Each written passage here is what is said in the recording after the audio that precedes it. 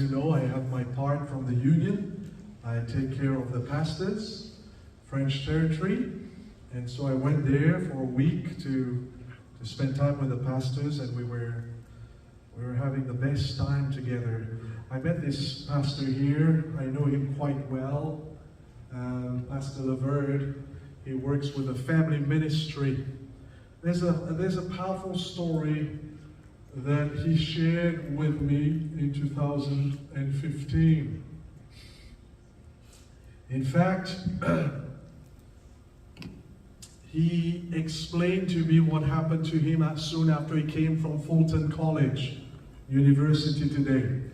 He was so excited to have his church for the first time.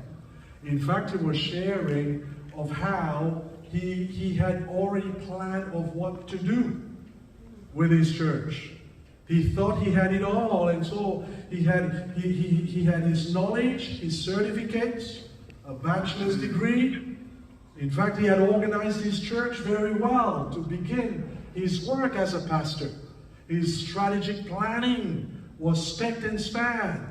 He had lined up his class notes on how to do this and how to do that. His textbooks were wide open to show him what to do when things would get tough. But guess what?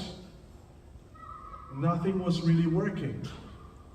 He was so excited, very proud that he was a pastor. He did his very best, but nothing was really working. He did his best, spent hours in planning, strategizing, but with no lasting results. And this was happening for a few months. And he started to get frustrated in ministry. Started to question himself, what's wrong with me? He started to pray this prayer and ask God, why is it not working? I'm doing my very best, investing everything I can, but with no results. What's wrong with me? Then it was a month after this prayer, I went to Tahiti. And I started to do a week of revival in a certain place, in a certain church. And he decided to come to this week of revival. That evening, God started to speak to him, even throughout that week, profoundly. He then came to realize what was wrong with his ministry. And you know what was wrong? It's written up there in the screen, on the screen. He said, it finally dawned on me that I did not have what it takes to be a good leader. A servant heart. I did not have humility. I did not have Jesus. I had everything else, the ideas, motivations to lead, the textbooks and intelligence, but my heart was empty of God's Spirit. Man. I remember that day when he shared this not only to me, but to the whole church.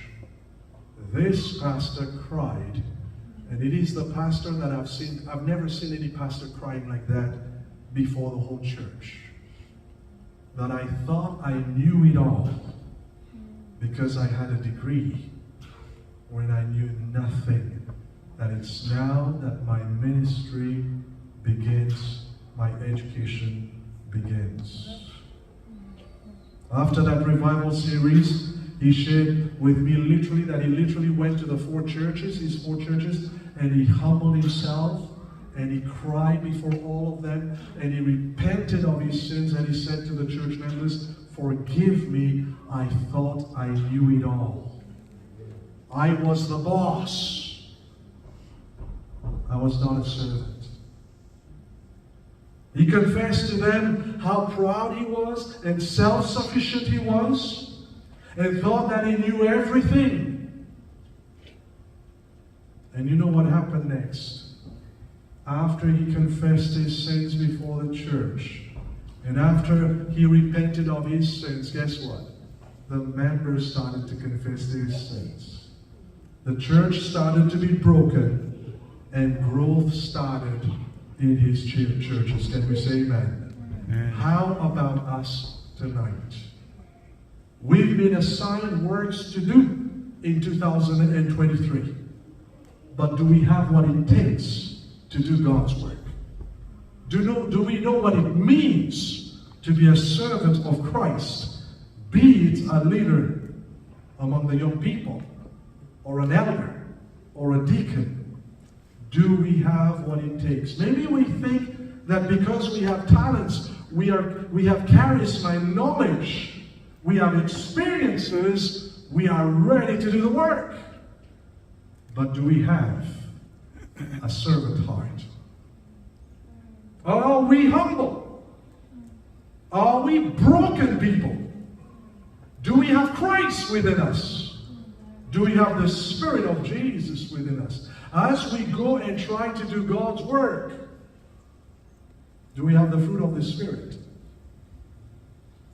The title for tonight is this: having a servant heart, but the first part, 4 levels of heart inspection.